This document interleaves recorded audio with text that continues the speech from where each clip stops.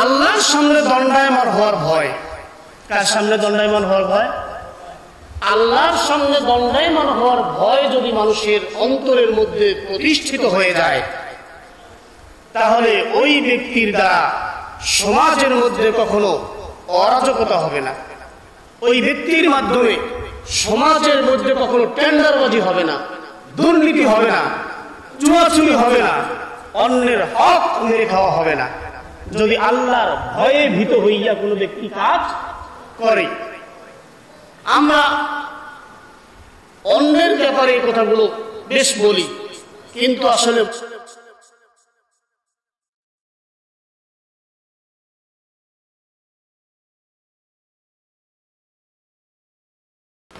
সম্মানিত মুআজ্জাজ হাজিরিন, আসসালামু আলাইকুম ওয়া রাহমাতুল্লাহ।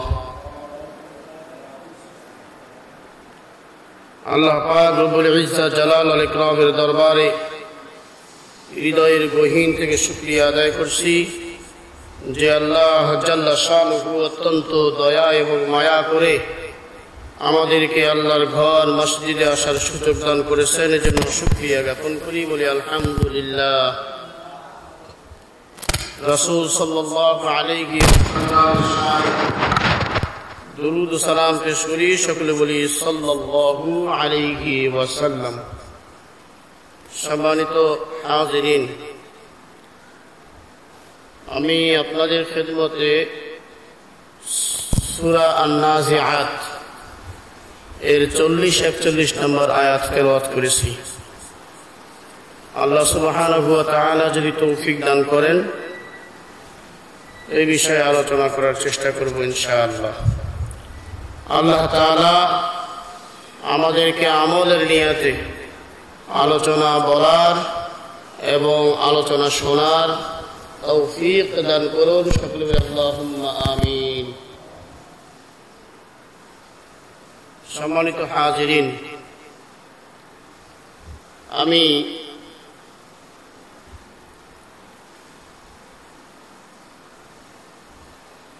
আজকে যে আয়াতে কারিমা তেলাওয়াত করেছি, এই আয়াতে কারিমার সোজা সহজ অর্থ হচ্ছে, আল্লাহ তাআলা বলেছে ওয়া আম্মা মান খাফা মাকামা রাব্বিহি ওয়া নাহান নাফসা আনিল হাওয়া। আর যে ব্যক্তি আল্লাহ সুবহানাহু ওয়া তাআলার সামনে উপস্থিত হওয়াকে ভয় করে, ওয়া নাহান নাফসা আনিল হাওয়া, এবং তার প্রবৃত্তিকে দমন করে, অর্থাৎ প্রবৃত্তির অনুসরণ করে চলে না, আল্লাহ রাব্বুল আলামিন বলতেছেন ফাইন্নাল জান্নাতা হিয়াল মাওয়া, তাদের জন্য জান্নাত হইতেছে আবাস স্থল। এখন প্রশ্ন হচ্ছে, আমরা জান্নাত চাই কি চাই না? বলেন, চাই কি চাই না? অবশ্যই চাই, আমরা জান্নাত চাই। জান্নাত আমাদের আবাস স্থল হোক, এটাও আমরা চাই। এই জান্নাত আবাস স্থল হবে আল্লাহ রাব্বুল আলামিনের এই ঘোষণা অনুযায়ী ওই ব্যক্তির যারা আল্লাহর সামনে দণ্ডায়মান হওয়াকে ভয় করে, যে আমাকে আল্লাহর সামনে একদিন দাঁড়াতে হবে। এই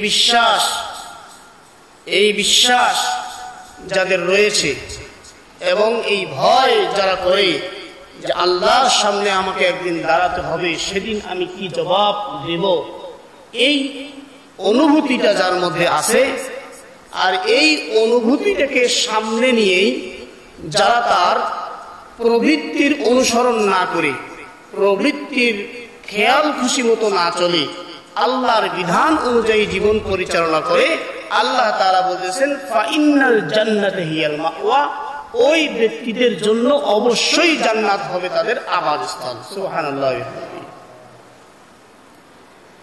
আজকের এই আয়াত এবং তার অর্থ এবং তার ব্যাখ্যা বিশ্লেষণ সার্বিক দিক থেকে আজকের যে আলোচনার টপিকস, আলোচনার যে বিষয় নির্ধারিত হয়েছে, সেটি হচ্ছে যে আল্লাহর সামনে দণ্ডায়মান হওয়ার ভয়। আর এই দণ্ডায়মান হওয়ার ভয়ের পরিপ্রেক্ষিতে যে কাজগুলো আমাদেরকে করতে হবে, আমাদের অধিকার, আমরা বলি না বলি যে আমাদের অধিকার আছে না? আমাদের অধিকার, দায়িত্ব এবং খেয়ানত। আমাদের অধিকার কি, আমাদের দায়িত্ব কি, এবং আমরা কি কি জিনিস খেয়ানত করি, অর্থাৎ দায়িত্ব থাকার পরেও দায়িত্ব পালন করি না, কোনটা এই বিষয়গুলোই আলোচনা করার চেষ্টা করবো ইনশাআল্লাহ। সম্মানিত হাজিরিন, আমাদের অধিকার আছে না নাই? আমরা প্রত্যেক মানুষ বলি যে আমার ব্যক্তিগত অধিকার আছে। বাংলাদেশের নাগরিক হিসাবে আমরা কিন্তু মৌলিক আমাদের 6টা অধিকার আছে। কয়টা অধিকার? 6টা অধিকার আছে বাংলাদেশের নাগরিক হিসেবে। বাংলাদেশে আমরা বসবাস করি। একজন মানুষ এর অর্থাৎ সমাজ বিজ্ঞানের পরিভাষায়, সমাজ বিজ্ঞানের থিওরিতে একজন মানুষের জন্য 6টা মৌলিক অধিকার রয়েছে। কয়টা? 6টা মৌলিক অধিকার রয়েছে। এই মৌলিক অধিকারগুলো আমাদেরকে জানার দরকার। এই 6টা মৌলিক অধিকার, একটা হচ্ছে খাদ্য, বাসস্থান, শিক্ষা, চিকিৎসা আর নিরাপত্তা। তৎসঙ্গে একটা যুক্ত হয়েছে সংস্কৃতি। এই 6টা মিলে খাদ্য, বস্ত্র, বাসস্থান, শিক্ষা, চিকিৎসা ও নিরাপত্তা, এই 6টা হচ্ছে আমাদের মৌলিক কি অধিকার। একটা হচ্ছে খাদ্য, বস্ত্র, বাসস্থান, শিক্ষা, চিকিৎসা, নিরাপত্তা। বলেন, আমরা বাংলাদেশের যারা নাগরিক রয়েছি, এই 6টা মৌলিক অধিকার কি আমরা পেয়েছি? বলেন। এখনো অনেক মানুষ খাবারের জন্য দিক বিদিক ছুটে বেড়াচ্ছে, পরিবারকে খাদ্য তুলে দিতে পারে না, আছে না? বস্ত্র নাই, বাসস্থান তো অনেকেরই নাই, অনেকেরই বাসস্থান নাই। আবার শিক্ষার ব্যাপারে আমাদের কত মানুষ এখনো নিরক্ষর রয়েছে, তারা শিক্ষার ব্যাপারে উদ্গ্রীব হতে পারে না। চিকিৎসার তো আরো অবস্থা খারাপ। এই টাকা থাকছে তো চিকিৎসা হচ্ছে, টাকা নাই তো চিকিৎসা নাই। টাকা থেকেও অনেক সময় আমরা সুচিকিৎসা পাই না, ঠিক কিনা? হ্যাঁ, বাণিজ্য, ডাক্তারেরা আর উকিলেরা এরা এখন অন্যরকম বাণিজ্য শুরু করে দিয়েছে। ডাক্তার চায় না কখনো রোগী সুস্থ হোক, আর উকিলও চায় না কখনো মামলা নিষ্পত্তি হোক। কি বলেন, হয় না? না হয় কথাটা? হ্যাঁ, না ভুল বললাম? এই কোন উকিল চাইবে না যে মামলাটা অল্প দিনের মধ্যে নিষ্পত্তি হয়ে যায়। সম্মানিত হাজিরিন, যাই হোক, আমরা যেহেতু আজকে অধিকার নিয়ে আলোচনা করবো, আমরা অধিকার সবাই চাই, কিন্তু অধিকার চাইতে গেলে কিছু, পেতে গেলে কিছু দিতেও হয়। কি বলেন? হ্যাঁ, সম্মানিত হাজির, আসি সেই বিষয়গুলো আলোচনা করবো আজকে। আল্লাহর সামনে দণ্ডায়মান হওয়ার ভয়। কার সামনে দণ্ডায়মান হওয়ার ভয়? আল্লাহর সামনে দণ্ডায়মান হওয়ার ভয় যদি মানুষের অন্তরের মধ্যে প্রতিষ্ঠিত হয়ে যায়, তাহলে ওই ব্যক্তির দ্বারা সমাজের মধ্যে কখনো অরাজকতা হবে না। ওই ব্যক্তির মাধ্যমে সমাজের মধ্যে কখনো টেন্ডারবাজি হবে না, দুর্নীতি হবে না, চুয়াচুরি হবে না, অন্যের হক মেরে খাওয়া হবে না। যদি আল্লাহর ভয়ে ভীত হইয়া কোনো ব্যক্তি কাজ করে। আমরা অন্যের ব্যাপারে এই কথাগুলো বেশ বলি, কিন্তু আসলে মূল কাহিনীটা কি একটু যদি আমরা অতীতে আল্লাহ রাব্বুল আলামিনের অসংখ্য গোলাম এই পৃথিবীতে নজির স্থাপন করে গেছেন, তার মধ্যে একজন ছিল আশরাফ আলী থানভী রাহিমাহুল্লাহ। কি নাম? আশরাফ আলী থানভী রাহিমাহুল্লাহ। আশরাফ আলী থানভী রাহিমাহুল্লাহ একদিন রেলগাড়িতে করে এক জায়গা থেকে আরেক জায়গায় যাবে। এই জায়গাটার নাম কিতাবের মধ্যে উল্লেখ করছেন। তিনি সাহারানপুর থেকে কানপুরের উদ্দেশ্যে রওনা দিবেন রেল যোগে রওনা দিতে গিয়া হযরত আশরাফ আলী থানভী রাহমাতুল্লাহ আলাইহি যে সফরের মাল সামার সাথে নিয়েছিলেন, এই মাল সামানাগুলা তেনার কাছে মনে হয়েছিল তিনি সাহারানপুর থেকে কানপুরের উদ্দেশ্যে রওনা দিবেন। তো একজন ব্যক্তি সফর করলে সাথে কিছু মাল সামানা থাকে না থাকে, তো মাল সামানার সাথে থাকে সফরের অবস্থায়। আশরাফ আলী থানভী রাহিমাহুল্লাহ মনে করলেন যে আমার সঙ্গে যে মাল আছে, একজন ব্যক্তি যতটুকু মাল ফ্রিতে নিয়ে যায় তার চাইতে আমার কাছে বেশি আছে, সুতরাং বুকিং দিতে হবে। আর আমরা কি করি, বেশি মাল নিয়ে কম কথা বলিয়া ফ্রি দিয়ে দেওয়ার চেষ্টা করি, কি বলেন, তাই না? আশরাফ আলী থানভী রাহিমাহুল্লাহ একজন আল্লাহর জবরদস্ত ওলি, এমনি ওলি হয়ে গেছে নাকি আমাদের মতো? আমরা চিন্তা করি যে মাল কিভাবে ফ্রি নেওয়া যায়, আবার নিজে এটাও চিন্তা করি যে টাকা না দিয়ে কিভাবে যাওয়া যায়, কি হয় না? হ্যাঁ, যাই হোক, তো তিনি বুকিং অফিসে গেলেন। বুকিং অফিসের কর্মকর্তা ছিলেন একজন হিন্দু সম্প্রদায়ের মানুষ, মানে অমুসলিম ছিল। এই অমুসলিম ব্যক্তিত্ব হলেও তিনি কিন্তু আশরাফ আলী থানভীকে চেনে না। হুজুর মানুষ আসছেন, যে আমরা যদি কোথাও যাই হুজুর হিসাবে একটা কিন্তু মানুষ কি দেয়, সম্মান একটু হলেও দেয়। তো আশরাফ আলী থানভীকেও কিন্তু ওই অমুসলিম কি দিচ্ছে, সম্মান দিচ্ছে, দিয়ে বলতেছে হুজুর আরে এইটুকু মাল কি আর বুকিং করবেন, আপনার কাছে কি টাকা নিব, আপনি জানেন লাগবে না টাকা দিতে। আমাদের মতো হুজুর হলে তো আমরা খুশিতে আত্মহারা হয়ে যেতাম, যাকে আমি কোন সম্মানী, আমার হিন্দু পর্যন্ত সম্মান করিয়া টাকা নেয় না, কি না? আমরা কিন্তু ওইরকমই বলতাম। কিন্তু আশরাফ আলী থানভী রাহমাতুল্লাহ আলাইহি কি বললেন যে না, এটা বুকিং করেন। বলছে হুজুর বুকিং করার লাগবে না, আমি রেলের টিকিট মাস্টারকে বলে দিব। এখন আশরাফ আলী থানভী রাহমাতুল্লাহ আলাইহি বললেন যে আপনি গার্ডকে বলে দিবেন এই গার্ড কতদূর পর্যন্ত যাবে।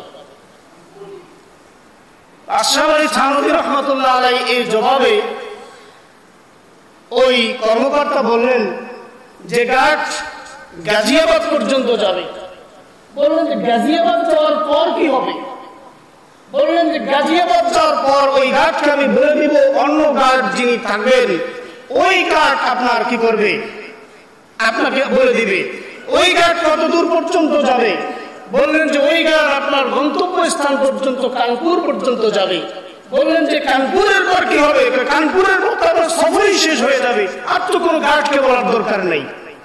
এবার আশরাফ আলী থানভী রাহমাতুল্লাহ আলাইহি বললেন, বাছা আমার সফর কানপুর পর্যন্ত নয়, আমার সফর হইতেছে ইয়াউমুল হাসর, কিয়ামত পর্যন্ত।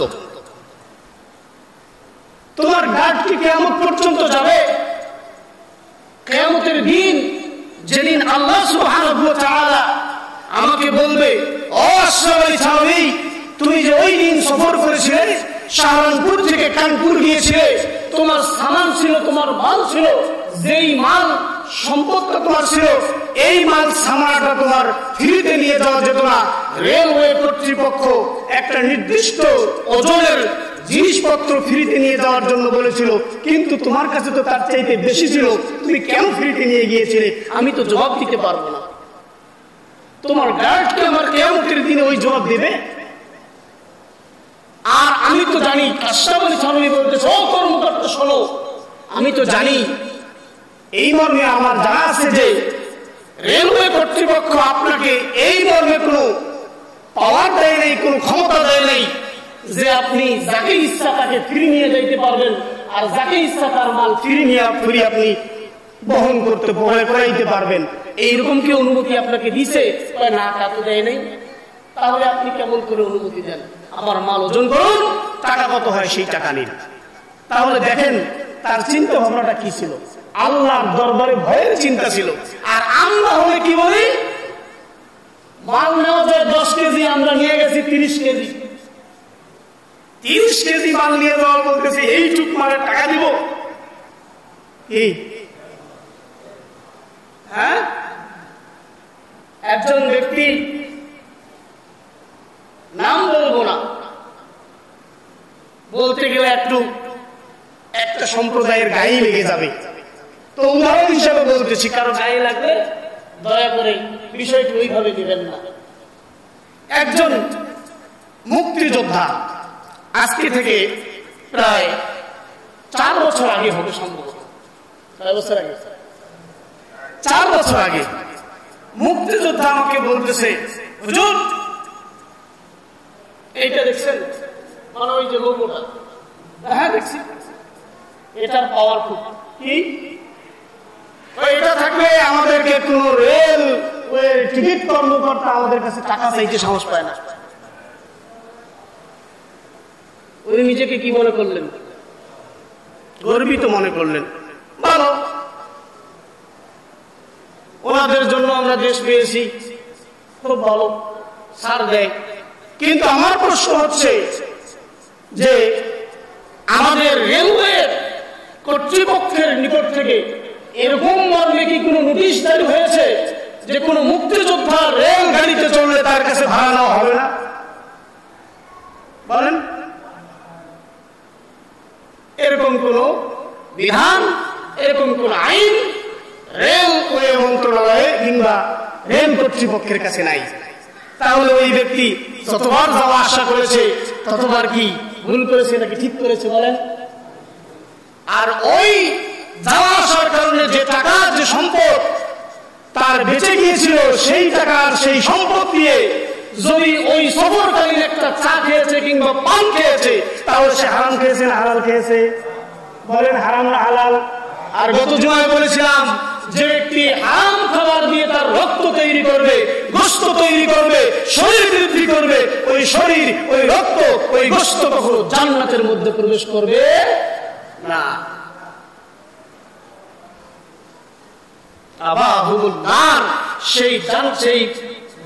সেই শরীর জাহান্নামের আবাসস্থলেরই উপযুক্ত। সম্মানিত হাজিরিন, আল্লাহর ভয়, এই জন্যই আল্লাহ রাব্বুল আলামিন বান্দাদেরকে জানিয়ে দিয়েছে যে বান্দা, যদি তোমরা আমার সামনে দাঁড়ানোর ভয় করো আর তোমার প্রবৃত্তিকে যদি তুমি কি করো, কন্ট্রোল করতে পারো, তোমার প্রবৃত্তির অনুসরণ থেকে যদি তুমি বিরত থাকতে পারো, তাহলে ফাইনাল জান্নাতা হিয়াল মাওয়া, অবশ্যই তোমাদের আবাসস্থল হবে জান্নাত। বলি সুবহানাল্লাহ। এখন আসে একটু সামনে যাই, একটু সামনে যাই। পৃথিবীর কত মানুষকে ফাঁকি দেওয়া যায় না যায় বলেন তো? ফাঁকি দেওয়া যায় না? যায় না? পৃথিবীর মানুষকে ফাঁকি দেওয়া যায় না? হ্যাঁ, পৃথিবীর মানুষকে ফাঁকি দেওয়া যায়। পৃথিবীর যে পুলিশ আছে তাদেরকে ফাঁকি দেওয়া যায়, গোয়েন্দা বিভাগকে ফাঁকি দেওয়া যায়, এরপর জেলখানা থেকে ফাঁকি দিয়ে পালিয়ে আসা যায়। কিন্তু আল্লাহ সুবহানাহু ওয়া তাআলার কাছ থেকে ফাঁকি দিয়ে পালিয়ে আসার কোন ব্যবস্থা আছে? বলেন, আছে? কোথাও নাই। এই জন্য আল্লাহ রাব্বুল আলামিন বলেন, ওয়া আম্মা মান খাফা মাকামা রাব্বিহি ওয়া নাহান নাফসা আনিল হাওয়া, যেই ব্যক্তিটা কি করবে, আমি আল্লাহ রাব্বুল আলামিনের সামনে একদিন তাকে দণ্ডায়মান হতে হবে, এই চিন্তা ভাবনা নিয়ে যদি কোনো ব্যক্তি আমাকে ভয় করে আর তার প্রবৃত্তি যা চায়, মন চায় চুরি করার জন্য কিন্তু চুরি করে না, মন চায় দুর্নীতি করে অনেক টাকার মালিক হওয়ার, কিন্তু সেই ব্যক্তি দুর্নীতি করে না, মন চায় সুদের টাকা খাইয়া খাইয়া পাহাড়ের সম্পদ গড়াবো, সম্পদের পাহাড় গড়াবো, কিন্তু সে ব্যক্তি আল্লাহর সামনে দণ্ডায়মান হওয়ার ভয় করে সুদ খায় না, ঘুষ খায় না, দুর্নীতি করে না, জুয়া চুরি করে না, মদ খায় না, অন্যায় করে না, জেনা ব্যভিচার করে না।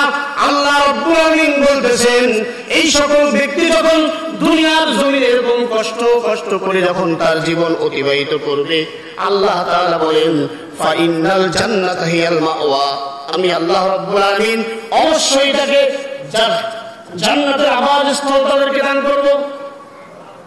তাহলে বোঝা গেছে যারা আল্লাহকে ভয় করে যদি আপনি আমি একটা মিথ্যা কথা না বলি, আমার মিথ্যা কথা বললে সেখানে আমার উপকার হবে, সেখানে আমি কিছু পাইব, সেখানে আমি একটা চা খাইতে পারবো, কিন্তু আমি মিথ্যা বললাম না, তার চাটা খাইলাম না, সে আমার শত্রু হয়ে গেল, হোক তাতে কোনো যায় আসে না। এই সত্য বলার কারণে শত্রু হয় না? বলেন, সত্য বলার কারণে শত্রু হয় না? আর মিথ্যা বলার কারণে সমাদর পাওয়া যায়, মিথ্যা বলার কারণে চান্সটা পাওয়া যায়, মিথ্যা বলার কারণে হাদিয়া তোহফা পাওয়া যায়, অন্যায়ের পক্ষে গেলে হাদিয়া তোহফা পাওয়া যায়, অন্যায়ের পক্ষে থাকলে স্বজনপ্রীতি পাওয়া যায়। যায় না যায়? বলেন, হ্যাঁ যায় না যায়?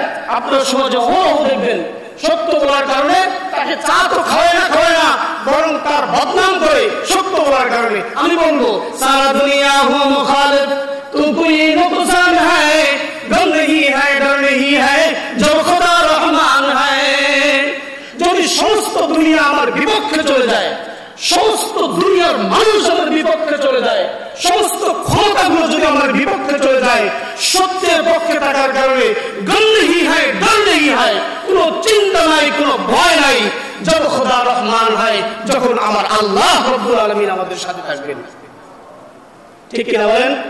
হ্যাঁ, রাতের আধারে যখন আমাদের প্রিয় নবী মুহাম্মদুর রাসূলুল্লাহ সাল্লাল্লাহু আলাইহি ওয়াসাল্লামকে দারুন নবুওয়ার মধ্যে বৈঠক হয়ে গেল, মুহাম্মদকে কতল করে দিতে হবে। মুহাম্মদ যে আদর্শ প্রচার করতেছে তার আদর্শের কাছে আমাদের আদর্শ টিকে থাকে না। বর্তমান আছে না নাই? বলে আছে না নাই? কত ধরনের আদর্শ ভালো, নীতি নৈতিকতা ভালো, নৈতিক দিক থেকে তারা এগিয়ে যাচ্ছে, আর অনৈতিক দলগুলো এই নৈতিক দলগুলোর পিছনে লেগে আছে। আছে না? কি বলে আছে না? মুহাম্মদ সাল্লাল্লাহু আলাইহি ওয়াসাল্লামের আদর্শকে যখন কোনো রকমের রোধ করা যাচ্ছে না, তখন তারা দারুন নবুওয়ার মধ্যে বৈঠক করলো, মুহাম্মদকে কতল করে দিতে হবে। আল্লাহ তাআলা আয়াত নাযিল করে দিলেন, মুহাম্মদ আজ তুমি হিজরত করবে।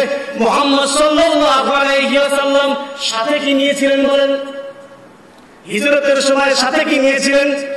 গোলা বারুদ নিয়েছিলেন, অস্ত্র শস্ত্র নিয়েছিলেন, ঘোড়া নিয়েছিলেন, সম্পদ নিয়েছিলেন? কিছুই নাই।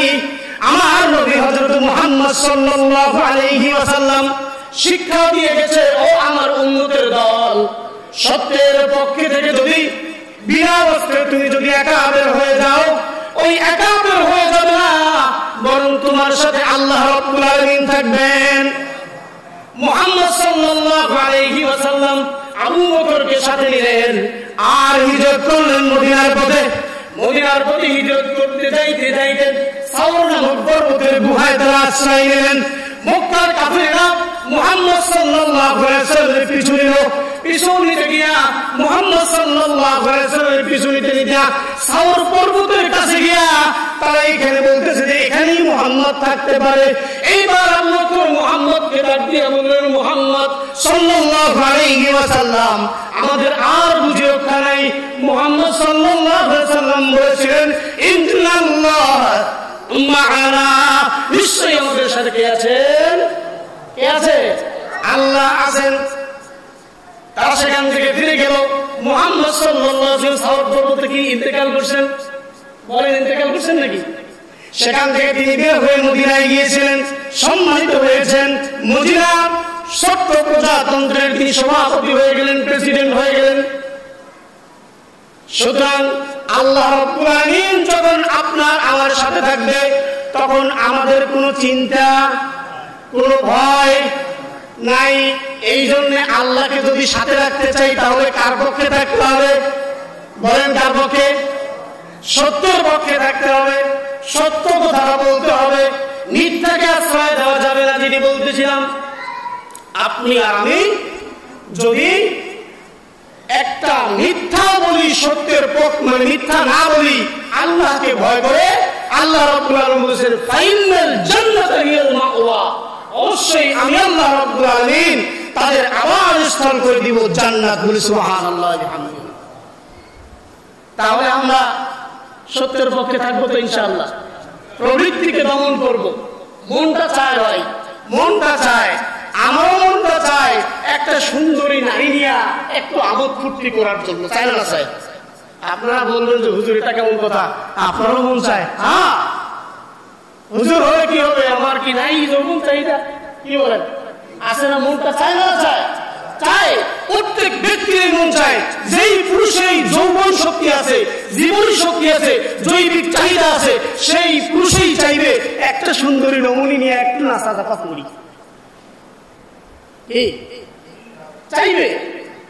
কিন্তু যখন মনটা চাইবে তখন তার মনে ভয় এসে যাবে, ওই সুন্দরী রমণীটাকে নিয়ে আমি আমোদ ফুর্তি করব, সেই সুন্দরী রমণীটা আমার জন্য জায়েজ আছে কিনা, সেটা আমার জন্য বৈধ কিনা।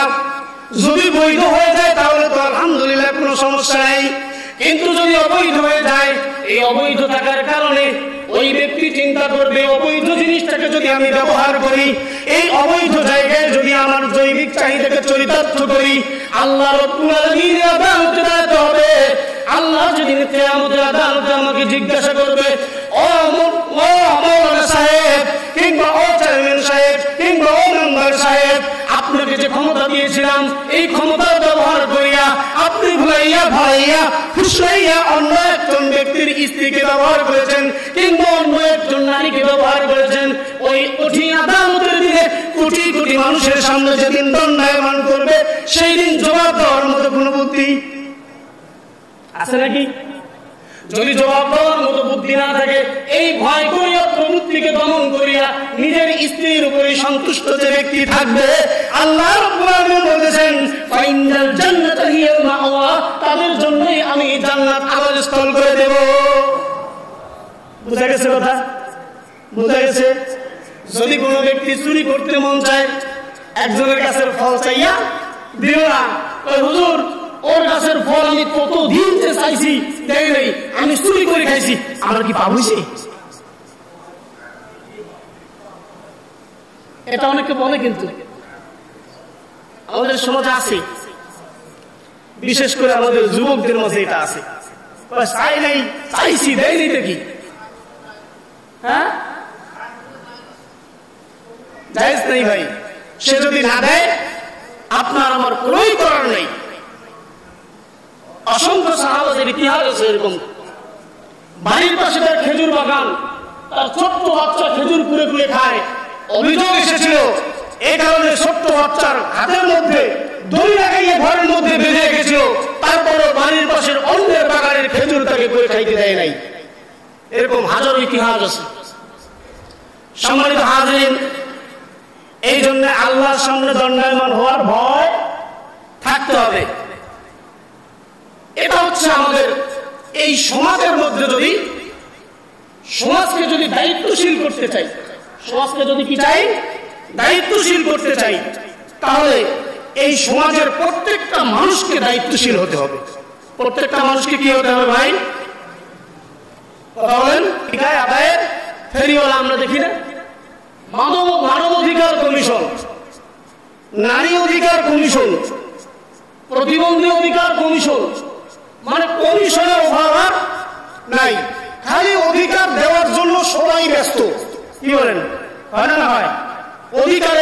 অধিকার দেওয়ার ফেরিওয়ালা আমরা দেখি, কিন্তু একটু যদি ভিতরের চিত্রে লক্ষ্য করি, যারা মাইক নিয়ে মানুষের কাছে অধিকার দেওয়ার কথা বলতেছে, অধিকার আদায়ের কথা বলতেছে, তারাই আবার নিজের স্বার্থ চরিতার্থ করার জন্যই এই কথাগুলো বলতেছে। ঠিক কিনা? হ্যাঁ বলেন।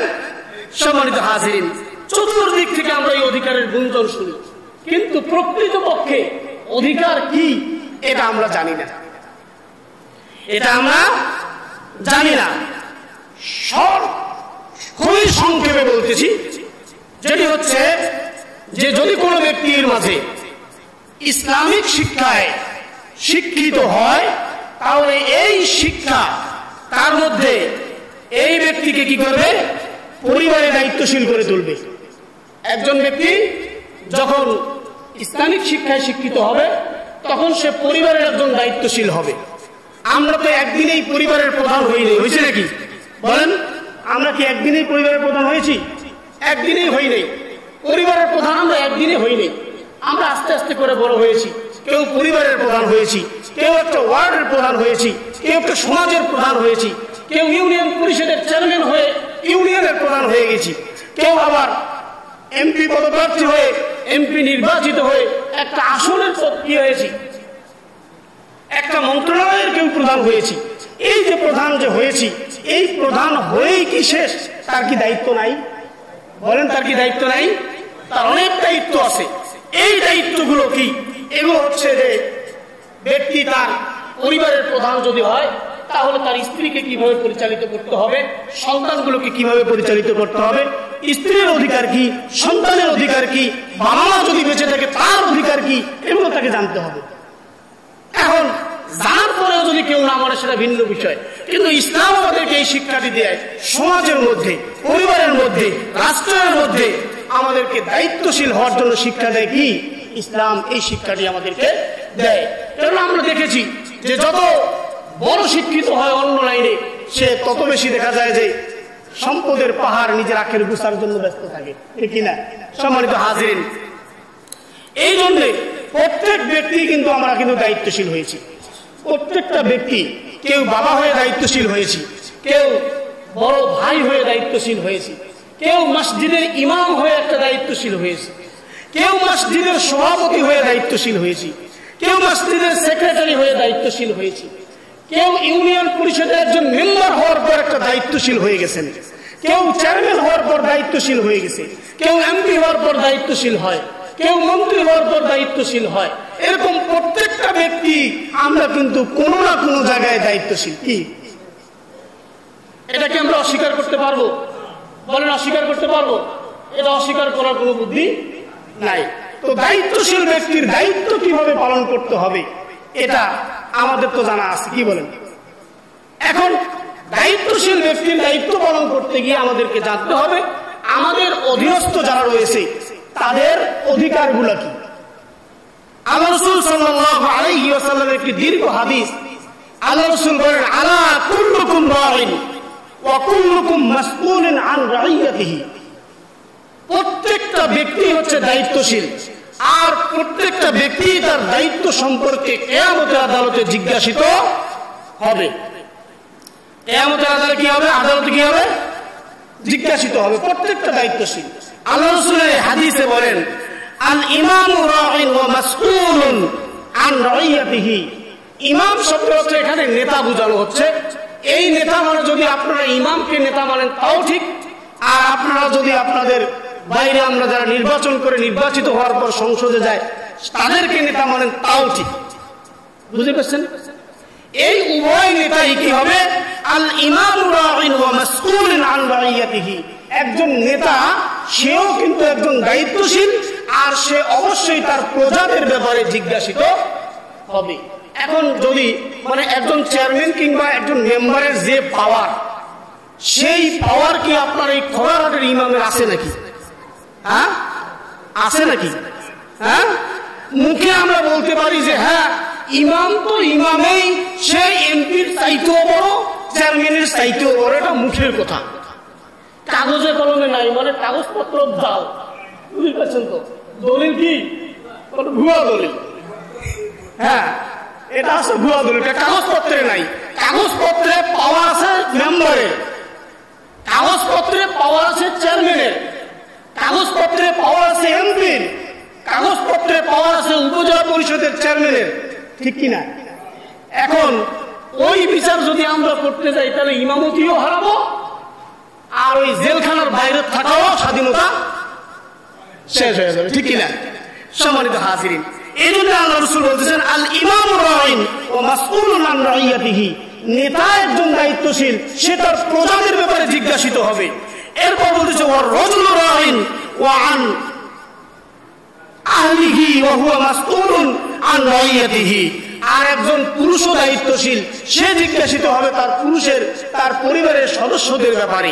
এরপর আল্লাহ রাসূল বলতেছেন ওয়াল মারআতু রাইয়াতুন, একজন নারীও দায়িত্বশীল, একজন স্ত্রীও দায়িত্বশীল, সে জিজ্ঞাসিত হবে কি ফি বাইতিন যাওজিহা ওয়া মাসউলাতুন আন রাইয়াতিহি, পরিবারের যে তার স্বামীর সম্পদ সে কিভাবে ব্যয় করেছে না করেছে এ ব্যাপারে আল্লাহ রাব্বুল আলামিনের আদালতে সে জিজ্ঞাসিত হবে। ওয়াল খাদিমু রাইন ফি মালিন সাইয়্যিদিন ওয়া মাসউলুন আন রাইয়াতিহি, আর একজন খাদেম, একজন কর্মচারীও দায়িত্বশীল ওই ব্যাপারে তার মালিক তাকে যে কাজ করতে দিয়েছে সেই কাজটি সে সঠিকভাবে করতে পেরেছে কি না।